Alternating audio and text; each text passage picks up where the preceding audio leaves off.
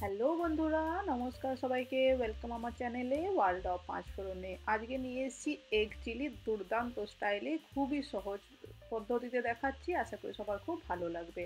আমি এখানে নানান ধরনের বেল পেপারস কাট করে নিয়েছি, টমেটো নিয়েছি, বেশ খানিকটা কাঁচা লঙ্কা, বেশ খানিকটা পেঁয়াজ বড় বড় ডাইস করেছি, এখানে 6-7খানা রসুন কুচি, আর এখানে ডিমগুলো সেদ্ধ করে রেখেছি। এরপরে একটা কড়াই গরম করতে বসিয়ে দিয়ে তাতে দিয়ে দিলাম 1 থেকে 1.5 চামচ মতন সাদা তেল। এই রেসিপিটা সাদা তেলেই করতে হবে আমাদেরকে। তেলটা গরম হতে তাতে সামান্য একটুখানি আমি স্প্রিঙ্কেল করে দিচ্ছি কাশ্মীরি রেড চিলি পাউডার। আর এর মধ্যেই আমি দিয়ে দেবো আগে থেকে সেদ্ধ করে রাখা ডিমগুলো।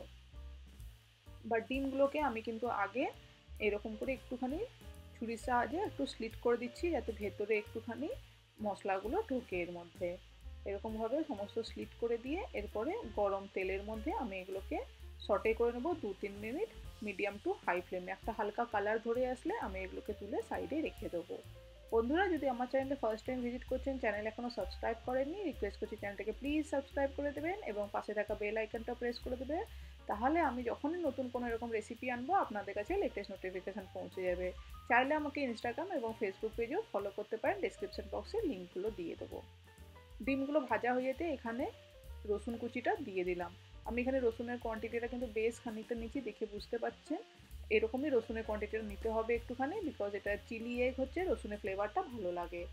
মিডিয়াম টু হাই ফ্লেমে রসুনটাকে 2-3 মিনিটের জন্য ভেজে নিলাম। যখন একটা ভালো খুব সুন্দর একটা গোল্ডেন ব্রাউন কালার এসে গেছে, রসুন ভাজা হয়ে গেছে, এই সময় দিয়ে দিচ্ছি বড় বড় ডাইস করে কেটে রাখা পেঁয়াজ আর বেল পেপারসগুলো। আমি এখানে কিন্তু নানান ধরনের বেল পেপার নিয়েছি, হলুদ, গ্রিন ক্যাপসিকাম, অরেঞ্জ, তারপরে রেড, নানান ধরনের এরকম সবজি দিয়ে খুব কালারফুল আজকে রেসিপিটা হচ্ছে। শীতকালে ইজিলি অ্যাভেলেবেল এইগুলো, তাই অবশ্যই বেল পেপারটা নিয়ে এসে এরকমভাবে একবার এগ চিলি বানিয়ে খাবেন, দারুণ লাগে সেদ্ধ ডিম দিয়ে। এরপরে আমি আগে থেকে কেটে রাখা টমেটোও ছিল, সেটাও দিয়ে দিলাম, আর বেশ খানিকটা কিন্তু কাঁচা লঙ্কা দিয়েছি, আর সামান্য একটু নুন দিয়ে দিলাম। নুনের কোয়ান্টিটি কিন্তু খুবই অল্প দিয়েছি আমি এখানে। দিয়ে ভালো করে নেড়ে চেড়ে একটুখানি ঢাকা দিয়ে আমি এটাকে মিনিট 5-এর জন্য একটুখানি কুক করব, যাতে বেল পেপারগুলো একটু সেদ্ধ হয়ে যায় আর আর যে টমেটোটা আছে সেটাও যেন গলে আসে। 5 মিনিট পরে যখন মোটামুটি 50% কুক হয়ে গেছে, আমি সেই সময় ভেজে রাখা ডিমগুলোকে দিয়ে দিলাম। ডিমটাকে দিয়ে আবারও হালকা হাতে একটুখানি মিক্স করে নিচ্ছি 1 মিনিটের জন্যে।